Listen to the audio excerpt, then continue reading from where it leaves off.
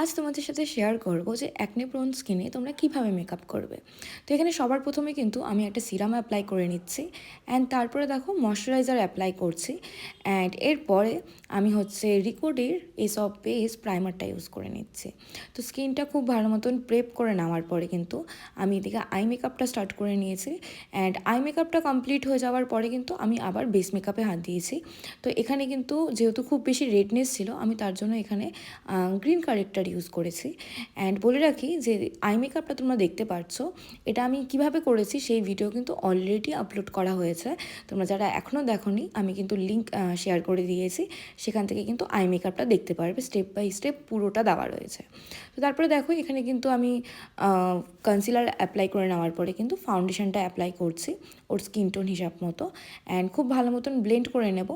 And foundation apply করার পরে আমি এখানে স্কিনটাকে খুব ভালো মতো কিন্তু হাইলাইট করে নিচ্ছি।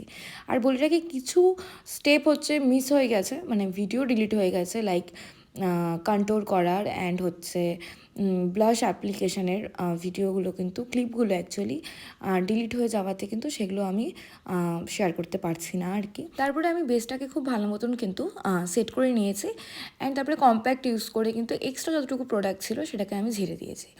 তো ইয়েস, আর বলে রাখি যে আমাদের কিন্তু ব্রাইডাল বুকিংস চলছে। তোমরা যারা চাইছো যে নিজেদের স্পেশাল দিনে সাজতে, তারা কিন্তু অবশ্যই আমাদের সাথে কন্ট্যাক্ট করতে পারো। অ্যান্ড এটা হচ্ছে রিকোডের হচ্ছে একটা গ্লো মিস্ট, তো সেটা আমি খুব ভালো মতন অ্যাপ্লাই করে নিলাম। অ্যান্ড এরপর লিপস্টিক ছাড়া যেন পুরো লুকটা একদম ইনকমপ্লিট। তো এখানে দেখো আমি রেড কালারের লিপস্টিক অ্যাপ্লাই করেছি। অ্যাকচুয়ালি এখানে 2-3টা কালার মিক্স করে আর কি এই কালারটা এসেছে। তো ইয়েস, এটা হলো ফাইনাল লুক। তোমরা জানিও যে তোমাদের এটা কেমন লাগলো। রাধে রাধে।